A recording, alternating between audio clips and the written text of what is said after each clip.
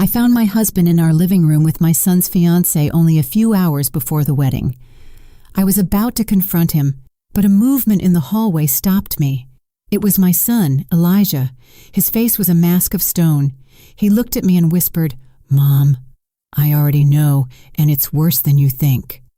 Hello, everyone. Thank you for being here with me today.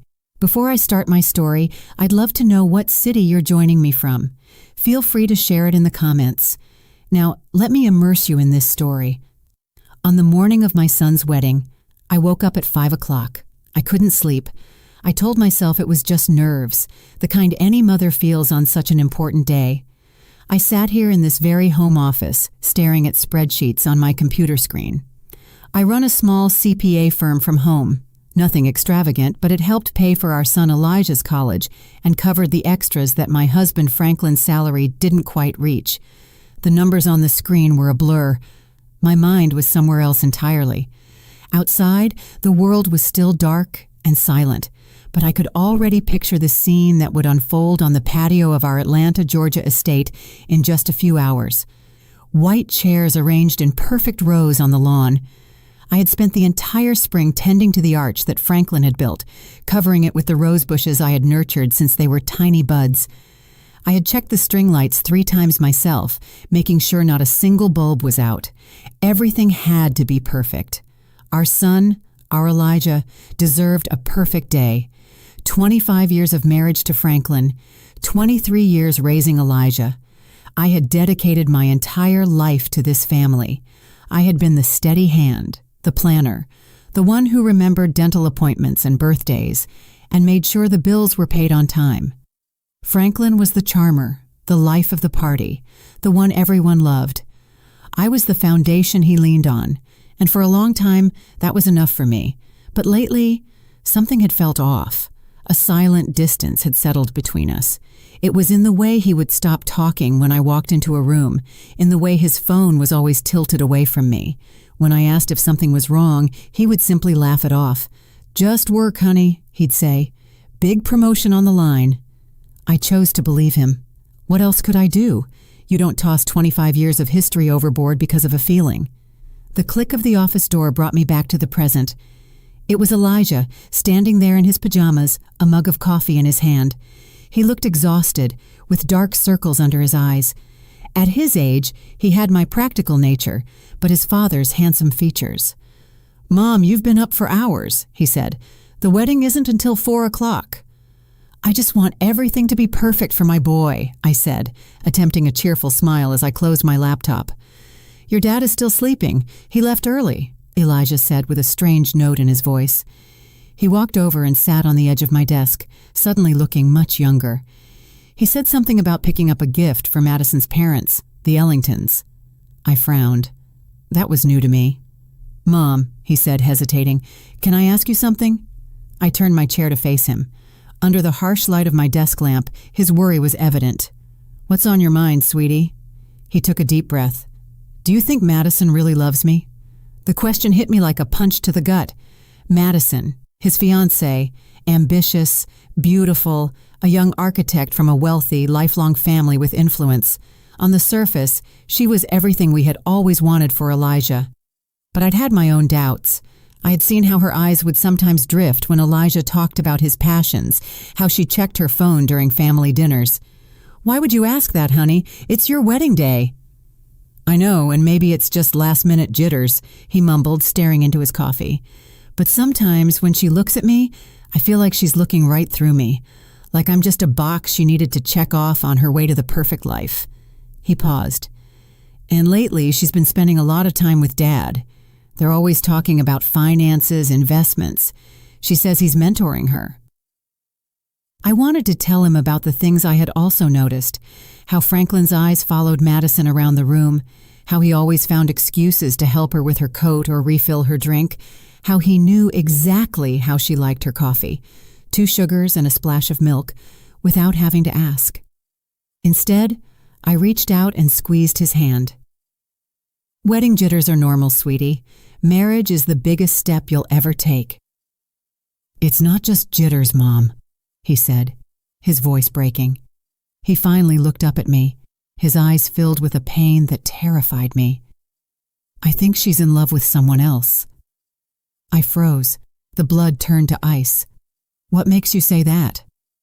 "Little things," he whispered. "The way she lights up when Dad calls, how she always asks about him first when she comes over. I saw them in the garden yesterday, just talking, and the way he looked at her. It wasn't how a father-in-law should look at his son's fiancée." I felt a flush rise up my neck. I forced my voice to stay steady. "Elijah, that's a very serious accusation."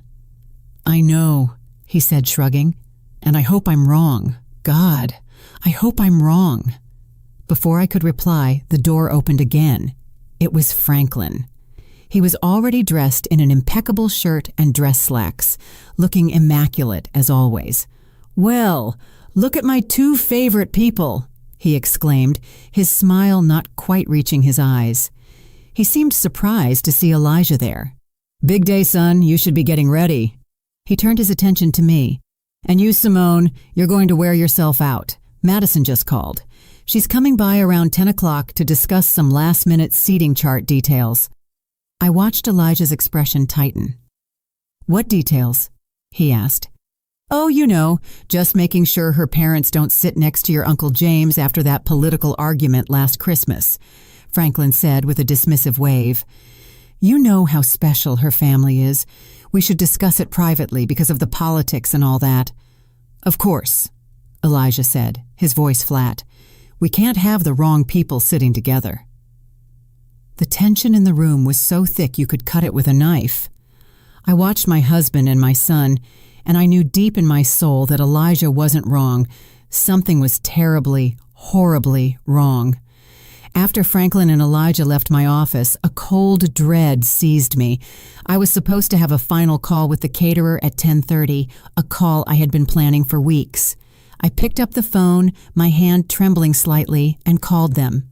I told them I had a family emergency and needed to reschedule. It was a lie. The truth was, I had cleared my entire morning. I couldn't shake Elijah's words, nor the nauseating feeling that Franklin's false cheer had provoked. Something was happening in my house today, and for the first time in 25 years, I intended to find out what it was. I spent the next 2 hours pretending to be busy. I tidied the kitchen, which was already spotless. I rearranged the floral centerpieces on the dining room table. Every sound made me jump. Every passing car made my heart hammer against my ribs. I felt like an actress in a play, performing the role of the happy mother of the groom, while inside I twisted with anxiety. Exactly at 10 o'clock, a sleek white BMW pulled into our driveway, Madison's car. I watched from the kitchen window as she stepped out. Even in simple jeans and a blouse, she looked like she belonged on a magazine cover. She walked up to the front door with the natural confidence of someone who knows she belongs.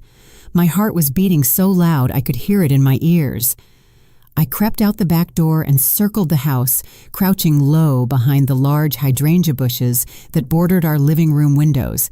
I felt ridiculous, like a spy in my own home, but the need to know, the need to confirm my fears or dispel them was overwhelming. Through the large bay window, I could see them. Franklin had let her in, and they were standing by the fireplace, the spot where we took our family pictures every Christmas. He was pouring her a drink. I couldn't hear their words, but their body language said it all. They stood close, too close. His hand rested low on her back. It was a casual gesture, one that could be easily explained away, but it lingered there for a second too long. I clenched my hands into fists, my nails digging into my palms. 25 years we had built a life in this house. We had read stories to Elijah on that very sofa. We had hosted countless family parties in that room. And now my husband was standing there, caressing another woman, my son's fiancée, on our son's wedding day. I was about to stand up, to storm in like a fury, and confront them right then and there. I didn't care about the scene. I didn't care about the wedding. I only cared about the scorching betrayal I was witnessing. But then I noticed movement in the upstairs hallway, a shadow in the glass's reflection. I looked closer. It was Elijah. He was standing at the top of the stairs, hidden in the shadows, watching them too. The sight of him, so still and broken, stopped me cold. This wasn't just my pain, it was his. Downstairs, things had escalated. Madison's hand was now on Franklin's chest. She leaned into him, her head tilted back, a smile playing on her lips. She said something, and he laughed. It was a sound I hadn't heard from him in years. Light, genuine, happy, the way he used to laugh with me when we were young, and everything seemed possible. In that moment, I saw my husband transform into someone I didn't recognize, someone alive in a way he hadn't been with me for a long, long time. Then his hands were in her hair, and they were kissing. It wasn't a quick peck. It was a deep, passionate kiss, the kind you see in movies. My vision went red. A roar filled my ears. I took a step toward the house, ready to rip the door from its hinges, ready to scream until my lungs gave out. And then a hand gripped my arm. I spun around, my heart leaping into my throat. It was Elijah. He had slipped out of the house and come to find me. His face was pale, ashen, but his eyes burned with a cold, hard determination I had never seen before. "Mom, don't," he whispered, his voice strained. "Not yet, Elijah.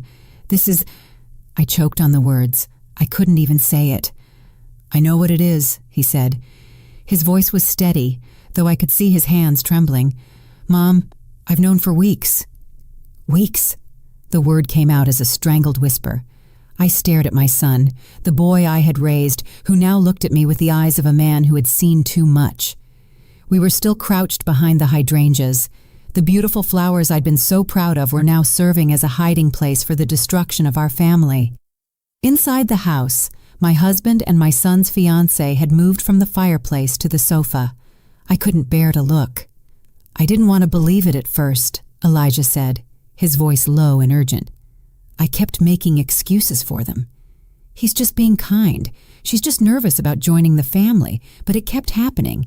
The lingering looks, the private conversations, the way she lit up whenever he was near." He corrected himself. The slip-up, a painful reminder of a life that no longer existed. She was supposed to be getting a new mother figure, not a rival. "I mean Madison. Why didn't you tell me?" I asked, my voice shaking with a mix of shock and a strange, protective rage. "You shouldn't have had to carry this alone." "Because I needed proof," he said, his jaw clenched. "And because—" he looked at me, his eyes much older than his 23 years. "I wanted to give them enough rope to hang themselves." He pulled out his phone. His hands shook slightly as he tapped the screen. "I hired someone," he confessed. "What did you do? What? I'm not stupid, Mom. After I saw them having lunch together a month ago, a lunch Dad told me was a business meeting and she told me was an afternoon shopping with her girlfriends. I knew I wasn't crazy. I needed to know the truth." He handed me the phone. "I hired a private investigator." My breath hitched. "A detective? Elijah, the money—" "Don't worry about the money," he said grimly. "It was worth every single cent." The first photo on the screen showed Franklin and Madison walking into the St. Regis Atlanta downtown. The timestamp indicated it was 3 weeks ago, a Tuesday afternoon, when Franklin was supposedly at a regional sales conference. The second photo showed them leaving together 2 hours later, looking heated and disheveled. "There are 17 different occasions," Elijah said quietly, as I scrolled through a gallery of betrayal. Photos of them in dimly lit restaurants across the city. Photos of them pressed up against Franklin's car in a private parking lot.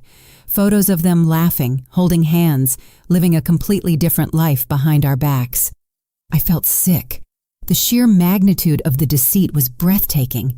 This wasn't a one-time mistake. It was a calculated, long-term affair. I stood up again. A fresh wave of rage washed over me. "We're stopping this," I said, my voice like steel. "Right now." "No." Elijah's voice was sharp, making me crouch down again. "Mom, trust me. I have a plan." "A plan, Elijah? This is insane. We can't just let the wedding—" "Absolutely we can," he cut in, his voice ringing with an authority I'd never heard from him before. "And we will.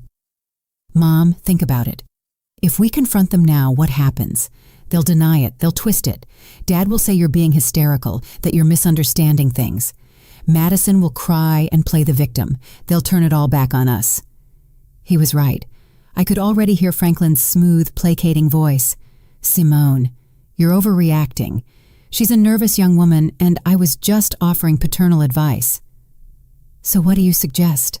I whispered, my anger giving way to a cold, terrifying clarity.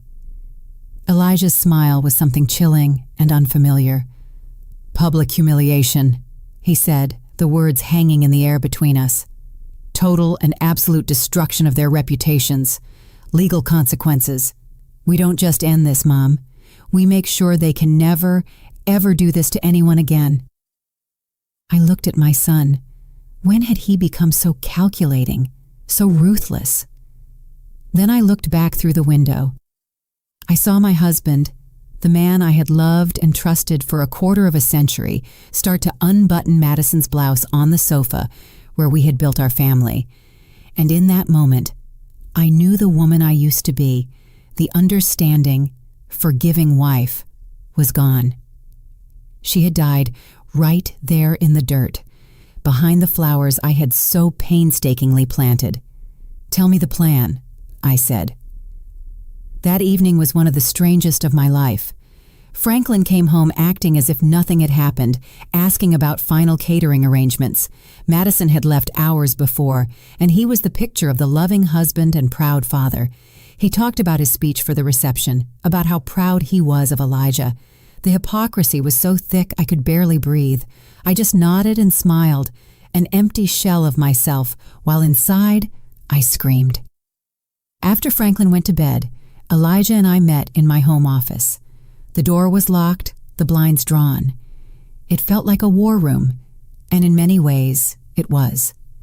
On my desk lay the beginnings of a file of evidence that would make a prosecutor weep with joy. Tell me about that detective, I said, studying a surveillance photo that turned my stomach.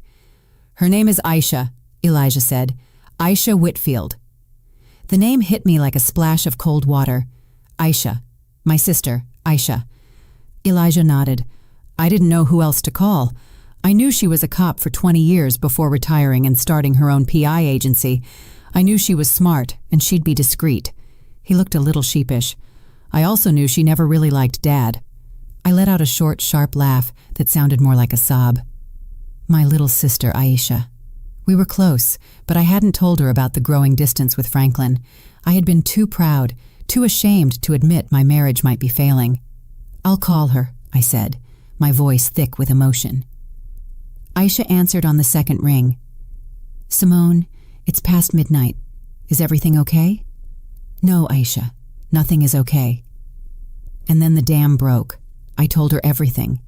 What Elijah suspected, what we had witnessed that morning, the photos.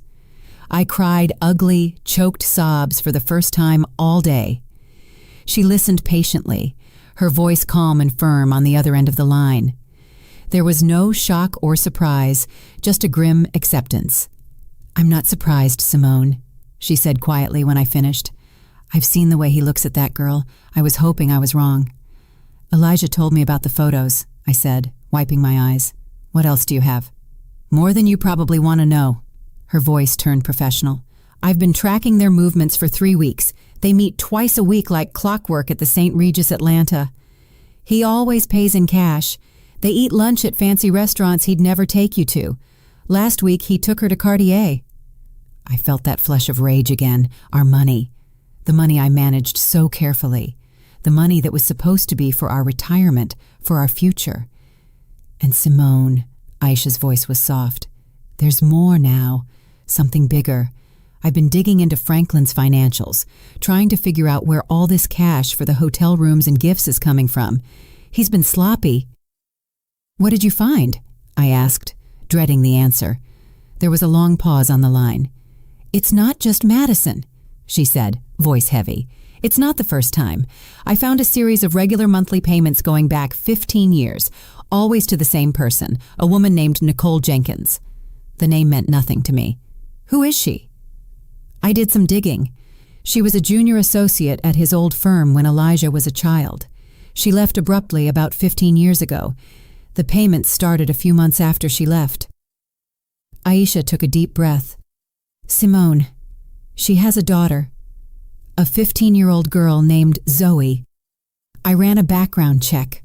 The father isn't listed on the birth certificate, but I'd bet my license that Franklin is her father.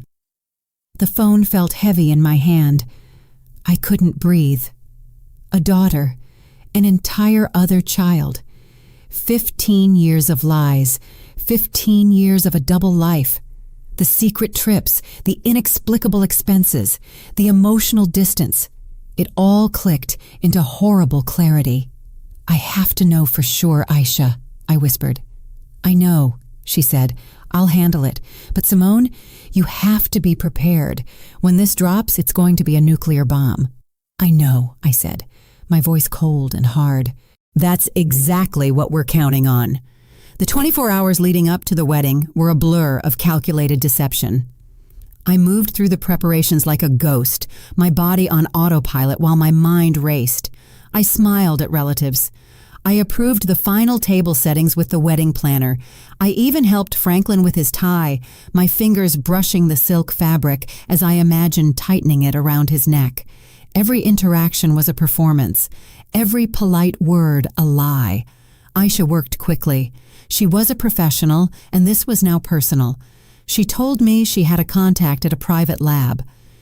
It's risky, Simone, but if we can get a clean DNA sample from Franklin, we can get a non-legal preliminary comparison to a sample from the girl. That night, after Franklin fell asleep, snoring softly beside me in the bed we had shared for a quarter century, I crept out of the room.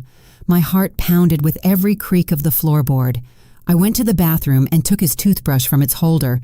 My hand shook so badly I almost dropped it. It felt like the ultimate violation. But what was this compared to the violations he had committed against me, against our family? I carefully tucked it into a plastic bag and left it in the mailbox for Aisha to collect before dawn. The next day, as the house buzzed with the chaotic energy of florists and photographers, Aisha called. "I've got more on the money," she said, her voice grim. "It's worse than we thought." We met in my car, parked on the street, away from the house, the only place I felt safe to talk. She opened a laptop and turned it toward me. On the screen was a spreadsheet, a dizzying array of numbers and dates. "I did a full analysis of your joint accounts, your retirement funds, everything," she said, pointing to a highlighted column. "Look at the pattern. For years, Franklin has been making regular cash withdrawals. Small amounts, 500 here, 700 there, never more than 1,000 at a time, always from different branches." "I thought it was for his hobby," I said, stunned. "He always told me he was investing in rare coins, something that required cash transactions." Another lie. "His hobby was named Madison," Aisha said dryly. "The cash for the hotel rooms, the expensive dinners, the gifts, that Cartier necklace. He paid for half of it in cash, but that's not the worst part." She clicked another tab. "He's been taking loans out against your pension plan." I stared at the screen. There it was in black and white.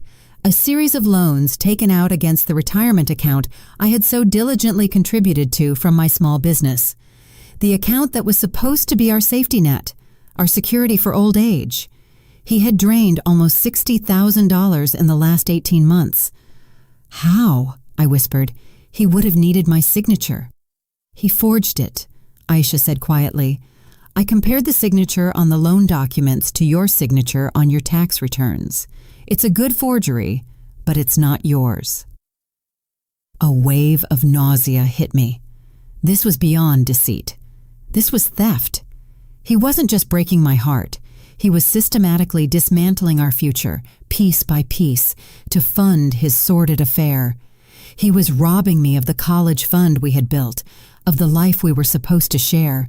He was gambling with my entire future. "And Madison?" I asked, my voice barely audible. "She's not an innocent victim," Aisha said, her gaze hard. "I'll get to her, but first, there's something else." She hesitated. Then she handed me a large manila envelope. "The preliminary DNA results came in this morning." My hands began to shake as I opened it. I scanned the page. The scientific jargon blurred until I found the conclusion at the bottom of the page. "Probability of paternity, 99.999%. I stared at the words until they were burned into my memory. Zoe Jenkins was Franklin's daughter. 15 years of loving him, trusting him, building a life with him while he had another daughter, another family hidden in the shadows. I rested my head on the steering wheel, the cool leather against my hot forehead. I didn't cry. I was beyond tears. A strange, terrifying calm came over me. The pain was still there, a massive gaping wound in my chest. But now it was accompanied by something else, a cold, hard resolve. He wasn't just going to lose his wife. He was going to lose everything. Sitting in the car with my sister, that flimsy piece of paper in my hand felt heavier than a tombstone. It was the death certificate of my marriage, of the life I thought I had. A 15-year-old daughter. The words echoed in the silent car. How did you find her? I finally managed to ask, my voice sounding distant and strange to my own ears. Aisha's expression was a mix of pity and professional resolve. It started with the payments. Once I had Nicole Jenkins's name. It wasn't hard to locate her. She lives just 2 towns over, Simone about 20 miles away. 20 miles? For 15 years, he had been living a secret life a short drive away. How many times had he told me he was working late? How many business dinners had he attended? How many weekend golf trips had he taken? My mind spun as I mentally reviewed years of excuses and lies, each one now taking on a new, sinister meaning. I swung by the house yesterday morning, Aisha continued, her voice soft. I posed as a market researcher. Nicole opened the door, and behind her I saw the girl, Zoe. Simone, she's the spitting image of him. The same dark, intelligent eyes that first drew me to him all those years ago, the same smile. She's unmistakable. I imagined it, an innocent teenager in all this who looked just like my husband, a sister my son never knew he had. The thought was so surreal, so monstrous, that I couldn't fully process it. My family wasn't just broken, it was a fraud, a carefully constructed lie that I had unknowingly helped maintain for more than half my life. Does the mother, Nicole, know about me? About Elijah? I asked. I can't say for sure, Aisha admitted. But the way she lives, a nice house in a good school district, but no flashy career, it's clear Franklin is her primary source of financial support. She has every reason to keep things quiet. He wasn't just paying child support, Simone. He was funding her whole life with my money, with our money, my consulting money, our joint savings, the money he stole from our retirement. The betrayal was so deep, so layered. I felt like I was drowning. It was a systematic plunder of my life's work, my trust, and my future. I handed the DNA report back to Aisha. Put it with the rest of the evidence, I said.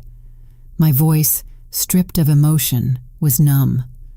The shock was so profound, it had short-circuited my ability to feel anything but a cold, heavy emptiness. I thought about that girl, Zoe. What kind of man tells his daughter he can't acknowledge her? What kind of man raises one son in the light while keeping another child hidden in the dark?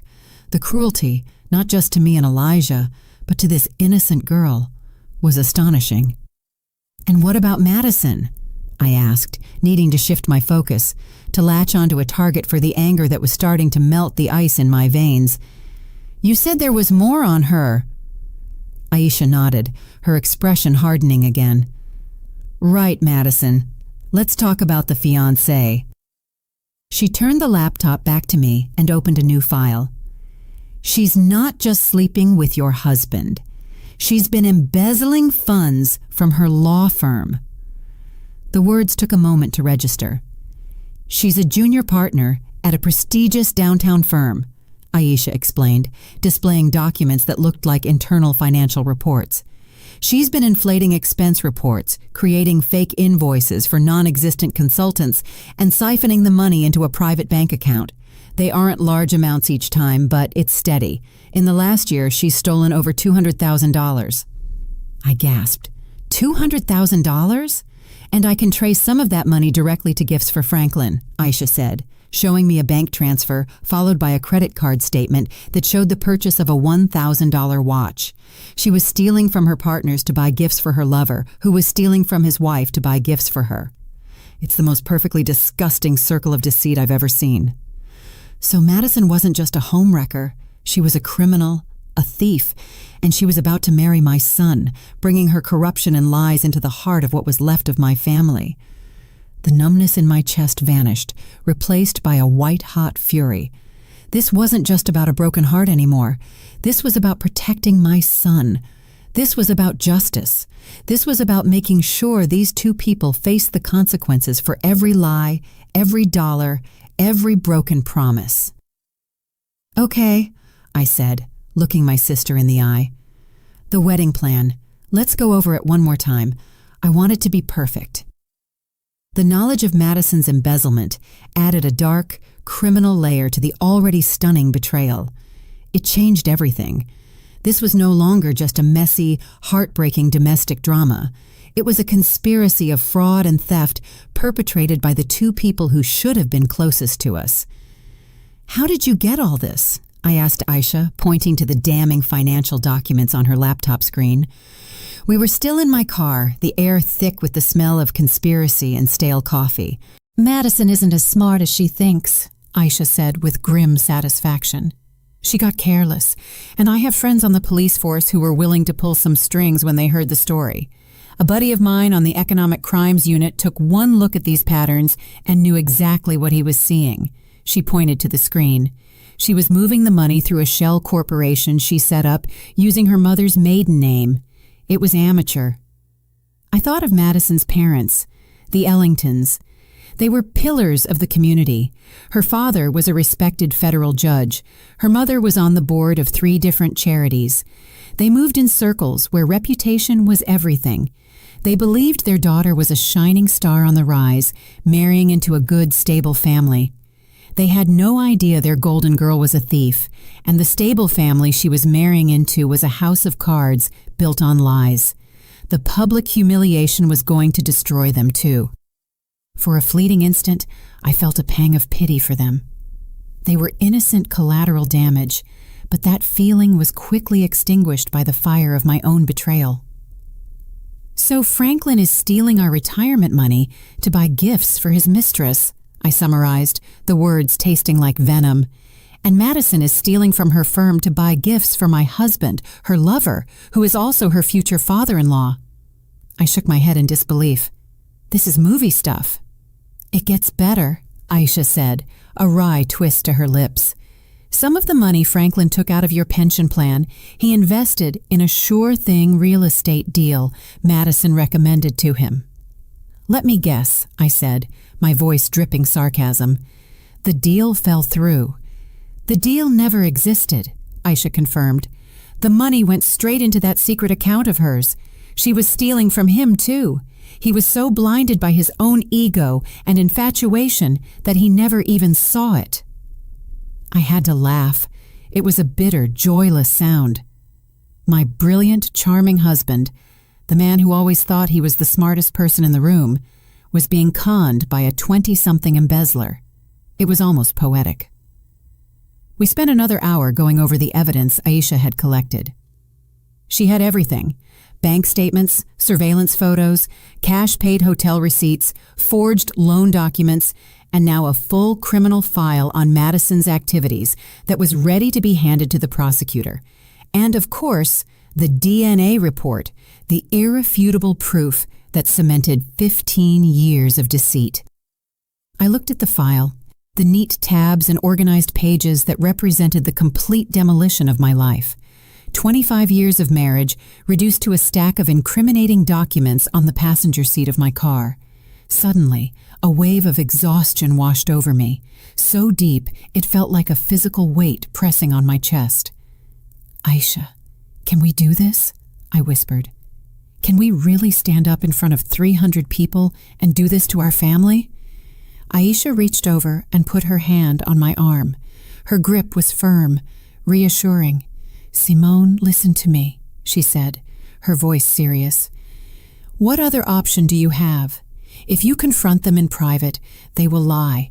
They will manipulate you. They will turn Elijah against you.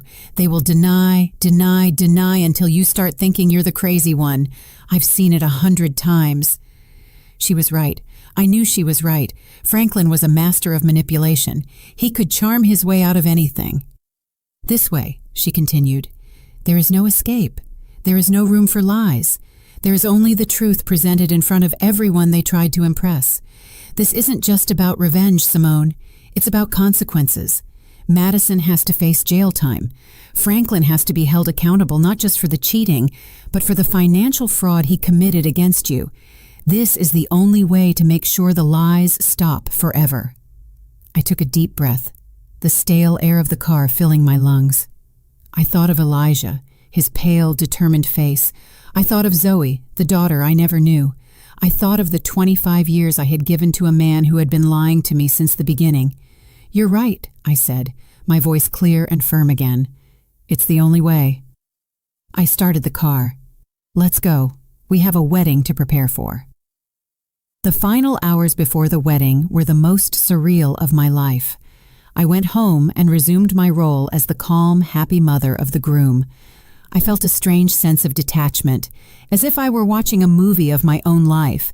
I saw myself laughing with my cousins, complimenting my sister-in-law's dress, and assuring the caterer that everything looked wonderful. Inside, I was a coil of tension and grief, but outside, the picture of maternal pride. Franklin was in his element, socializing with the early arriving guests, accepting congratulations with a wide, confident smile. He pulled me aside at one point, his arm around my waist. "You look beautiful, Simone," he said, his voice a low murmur in my ear. "Isn't it a perfect day?" I looked into his eyes, the eyes of the man I had loved for more than half my life, and felt nothing but cold, desolate emptiness. I smiled back. Perfect day. My son Elijah was a mirror of my own forced composure. He greeted his friends, posed for photos with his groomsmen, and played his part perfectly. But every time his eyes met mine across the crowded lawn, I could see the same steel resolve reflected there. We were in this together. We were soldiers waiting for the signal to strike. The plan was simple, and Aisha had rehearsed it with us until we knew it by heart. She had arrived early, disguised as a member of the catering staff. Her professional audio-visual equipment was hidden in plain sight. She had connected her laptop to the large projection screen we had rented, supposedly for a sentimental slideshow of Elijah's baby pictures. No one suspected a thing. She had a small remote control in her pocket. When the time came, all she had to do was push a single button. I had my own role to play. I had prepared the divorce papers with my attorney a week prior, a fact I had kept secret, even from Elijah. They were signed and notarized in a sealed envelope in my clutch purse. I also had a flash drive with copies of every piece of evidence Aisha had gathered. One way or another, my marriage would officially end today. There was no going back. I wasn't just planning a confrontation, I was planning the first day of the rest of my life. At 4:05, I took my seat in the front row. The string quartet began to play, and the wedding party made their entrance. Franklin sat beside me, squeezing my hand with what appeared to be genuine affection. I felt a tremor of revulsion, but forced myself not to pull away. Madison appeared at the end of the aisle, a vision in white lace. She looked radiant, beautiful, and utterly fraudulent. She smiled at the crowd. Then her eyes found Franklin in the front row. For a split second, a look passed between them, a look of shared secrets, of triumphant conspiracy. They thought they had won. They thought they were just minutes away from cementing their perfect, deceptive future. Elijah stood at the altar, his face an unreadable mask. When Madison joined him, he took her hand. His expression never wavered. He looked out at the crowd, his eyes scanning the faces until they landed on mine. He gave a single, almost imperceptible nod. It was time. The officiant began the ceremony with the usual words about love, commitment, and fidelity. The irony was so dense it was nearly suffocating. I wondered if Franklin and Madison were even listening, or if they were already planning their next secret rendezvous. The ceremony continued. They exchanged vows they didn't mean, promises they had already broken 100 times. My stomach churned with every lie that left their lips. Finally, the officiant reached the critical moment. He smiled benevolently at the crowd. "If anyone here has any reason why these two should not be joined in holy matrimony, speak now or forever hold your peace." A silence fell over the 300 guests. This was the moment. My heart hammered against my ribs so hard I thought it might break through. I could feel everyone's eyes on us. I took a slow, deliberate breath. Then I stood up. The moment I rose, a collective gasp ran through the 300 guests. The air, which had been filled with the soft melodies of the string quartet and the warm afternoon breeze, suddenly became thick and silent. All heads in the garden turned toward me. I could feel their confusion, their shock, their curiosity, like a physical force. Franklin, sitting next to me, went rigid. "Simone, what are you doing?" he hissed, his hand grabbing my arm. "Sit down. You're making a scene." I shook his hand off as if it were a venomous snake. I looked past him, my eyes fixed on my son Elijah, who stood at the altar, his face pale but resolute. He knew this was coming. We had planned it. Then I looked at Madison, whose radiant smile had frozen into a mask of confused horror. "I'm sorry, everyone," I said, my voice clear and surprisingly steady. It carried across the silent garden. "I apologize for the interruption, but I believe the officiant asked if there was any reason this marriage should not proceed." I paused, letting the weight of my words settle. "And yes, I do. I have a reason." A wave of murmuring swept through the crowd. I saw Madison's father, Judge Ellington, begin to rise from his seat, an expression of thunderous indignation on his face. "Mrs. Whitfield, what is the meaning of this?" he boomed. "The meaning, Judge Ellington," I said, turning to face him, "is that your daughter is about to marry my son under false pretenses, and I believe you and everyone else gathered here today deserve to know the truth." I pulled the small remote control from my purse. It was the one Aisha had given me. My thumb hovered over the single red button. "The truth?" Franklin sputtered, his face flushing crimson. "Simone, you've lost your mind. You're embarrassing our son." "Am I, Franklin?" I asked calmly, turning my gaze back to him, my voice dropping to an icy calm. "You're the one who has embarrassed our son, you and your mistress." With that, I pressed the button. Behind the altar, the large screen that was supposed to show a slideshow of Elijah's baby photos sprang to life. The first image that appeared was a crisp surveillance photograph of Franklin and Madison, locked in that passionate kiss in our living room, the one Elijah and I had witnessed just the day before. The crowd erupted. There were screams, gasps, people standing up to get a better look. I saw Madison's mother bring a hand to her chest, her face ashen. "But that's not all," I continued, my voice somehow rising above the chaos. "You see, this wasn't just a one-time mistake. This has been going on for months." The screen changed. A new photo appeared. Franklin and Madison entering the St. Regis Atlanta, the timestamp clearly visible. Then another and another, a collage of their secret meetings, their clandestine lunches, their lies exposed for all to see. Madison stammered, trying to deny it, but her voice was lost in the uproar. Franklin was standing, shouting, "This is fake! Those are photo montages! Simone is having a nervous breakdown!" "Am I, Franklin?" I asked quietly. "Then perhaps you can explain this." The screen changed again. This time it displayed bank statements.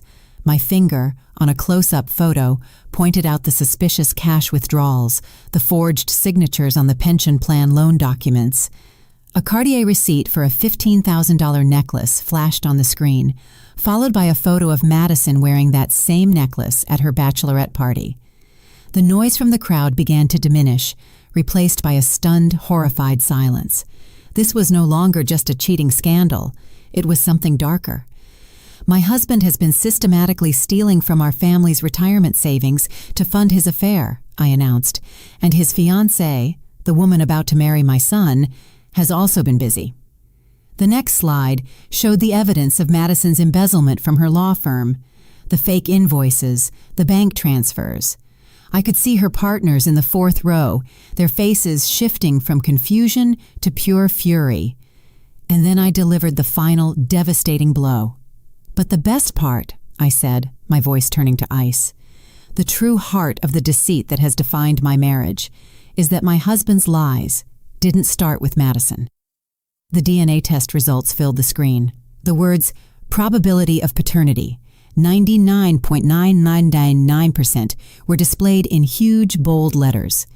Below there was a photo of a pretty, smiling 15-year-old girl. "This is Zoe Jenkins," I said, my voice trembling with 15 years of repressed pain. "She is Franklin's daughter, a daughter he has kept hidden from me and his own son for her entire life." The silence that followed was absolute. 300 people staring at the evidence of a betrayal so complete, so devastating, that even the most seasoned gossips were left speechless. And in that perfect, terrible silence, I watched the world I had known for 25 years burn to the ground. The silence was broken by a single, sharp sob. It came from Madison, who staggered, her face a ghastly white against the pure white of her wedding dress. Then she collapsed onto the ground in a heap of lace and shattered dreams. That single sound broke the spell. The garden erupted into chaos. People were yelling, pointing, pulling out their phones to record the disaster. Madison's mother ran toward her fallen daughter while her father, the judge, stood there, his face a mask of disbelief and utter humiliation. Franklin froze for a moment, his face a kaleidoscope of rage, panic, and mounting horror. He looked from the screen to me, to the stunned faces of his friends and colleagues. He was trapped. There were no lies, no smooth words that could talk his way out of this. His carefully constructed world had been publicly and irrevocably demolished. Then he did the only thing a coward could do. He ran. He bolted, shoving his way through the stunned crowd, knocking over a tray of champagne glasses as he scrambled toward the parking area. He was literally trying to flee the scene of his own life's implosion, but Aisha was waiting for him. My sister, still in her catering uniform, stepped out from behind a large oak tree bordering our property. She was a petite woman, but she moved with the confidence of a seasoned police officer. As Franklin ran past, she put out her foot. It was a perfectly executed trip. Franklin fell hard, hitting the manicured lawn and sliding for a few feet in his expensive wedding suit. "Going somewhere, Franklin?" Aisha asked casually, walking over to where he lay sprawled and gasping. By then, Elijah had left the altar and was beside me. He put a firm arm around me. Madison was back on her feet, supported by her sobbing mother, and pointed a shaking finger at me. You planned this?" she shrieked, her voice high with hysteria. "You planned this whole thing to ruin my life."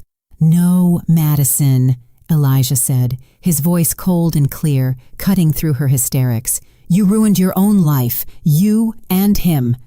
He gestured toward his father, who was now being helped up by Aisha. "Let go of me," Franklin demanded, trying to pull his arm free from my sister's firm grasp.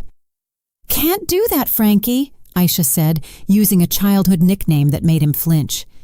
"You see, I'm a licensed private investigator, and I have reason to believe you have committed multiple felonies, including financial fraud. But don't worry, we're not here to talk about you right now." She looked over her shoulder. "My business is with her." 2 uniformed police officers were walking calmly through the parting crowd. They weren't here for Franklin's fraud. That would be a civil matter for my lawyer to handle. They were here for Madison. "Madison Ellington?"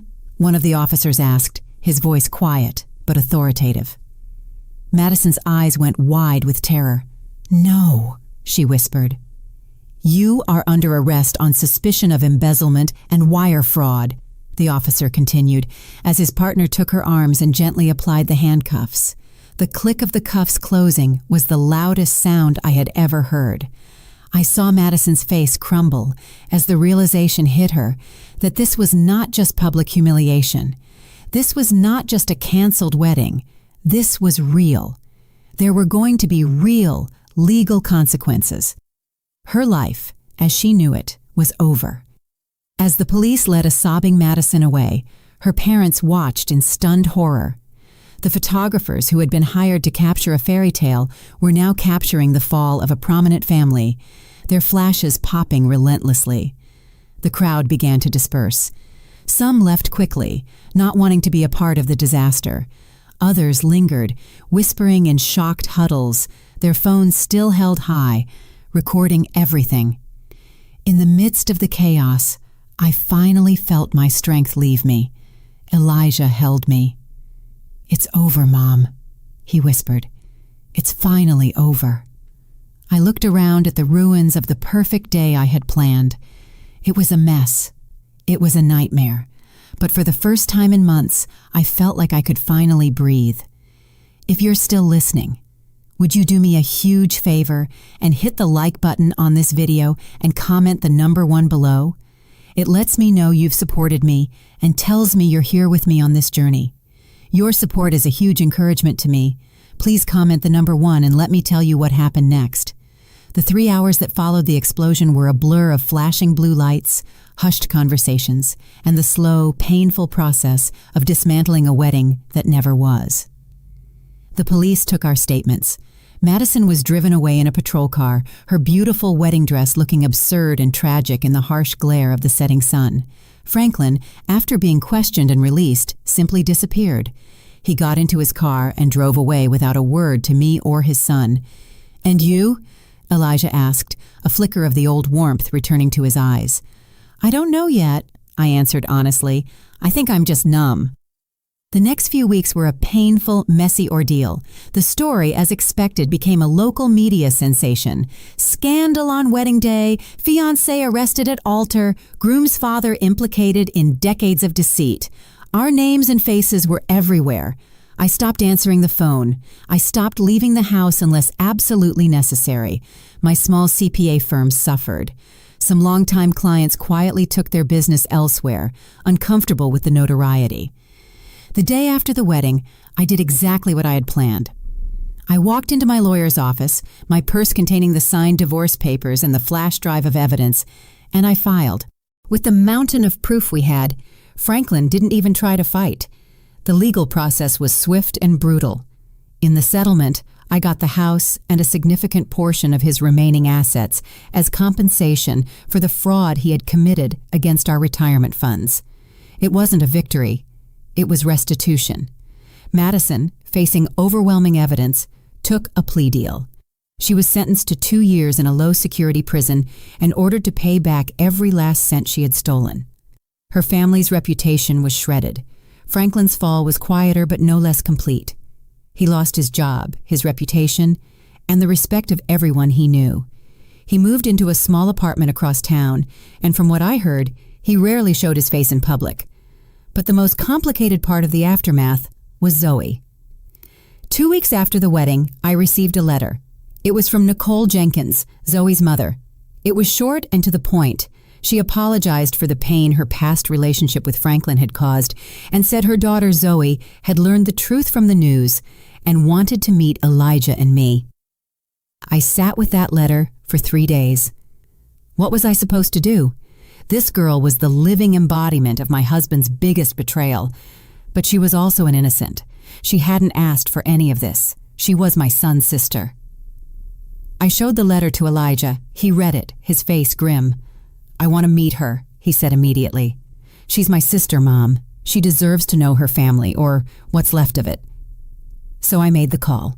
We agreed to meet at a neutral location, a quiet coffee shop in a town halfway between ours. I was terrified. As we waited for them to arrive, I twisted the napkin in my hands until it was a frayed mess. Then they walked in. Nicole was an ordinary, tired-looking woman who seemed to carry the weight of her secrets in the slump of her shoulders. And behind her was Zoe. The moment I saw her, my breath caught. Aisha was right. She had Franklin's eyes, the same dark, intelligent eyes that had made me fall for him all those years ago. She looked scared and uncertain, clutching a book to her chest like a shield. And in that moment, looking at this innocent girl who was a victim in all of this, I knew my anger was not with her. It was with him, always him.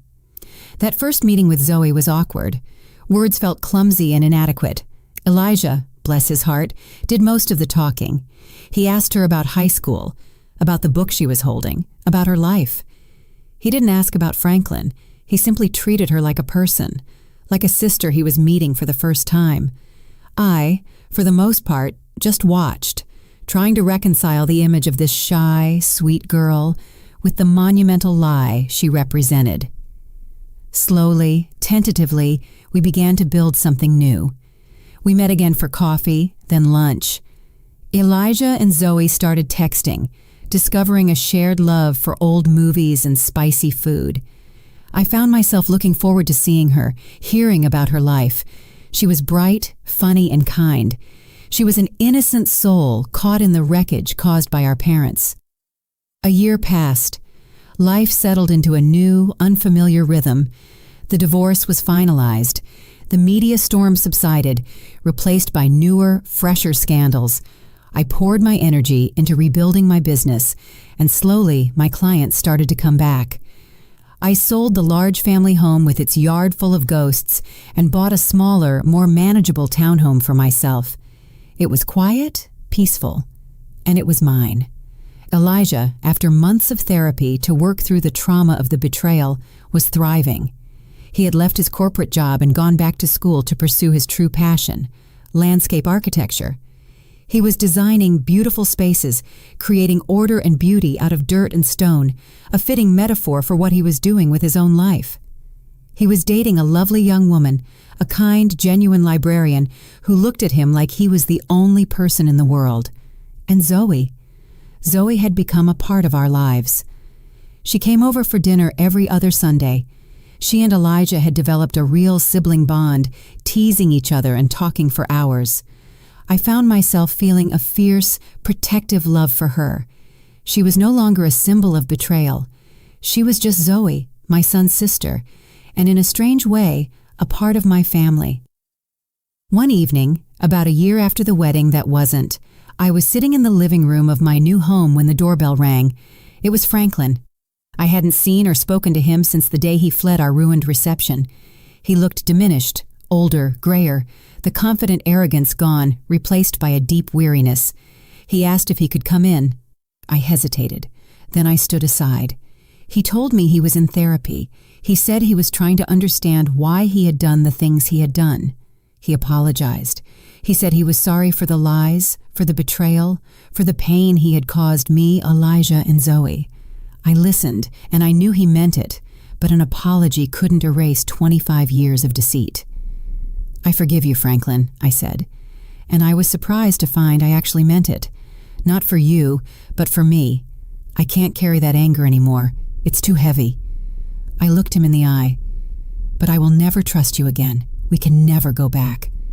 He nodded, a sheen of tears in his eyes. "I know," he whispered, and then he left. That night, as I got ready for bed, I found myself thinking about the woman I was a year ago, crouched in the dirt behind the hydrangeas. She was so broken, so lost. I wished I could go back and tell her that everything would be okay, that the pain wasn't the end of the story. The family I thought I had was a lie. It shattered into a million pieces on that sunny afternoon, but what Elijah, Zoe, and I built in its place was smaller, quieter, and imperfect. But it was honest. It wasn't built on comfortable lies, but on a difficult, painful, and ultimately freeing truth. We had lost everything, but in doing so, we had found something real. And for the first time in a long, long time, that felt like enough. Thank you. Thank you for listening to my story. If you've been through something similar, or if any part of this has resonated with you, please feel free to share your thoughts in the comments. Your stories matter. And if you'd like to hear more, please consider liking this video and subscribing to the channel. Be kind to yourselves, and I'll see you next time.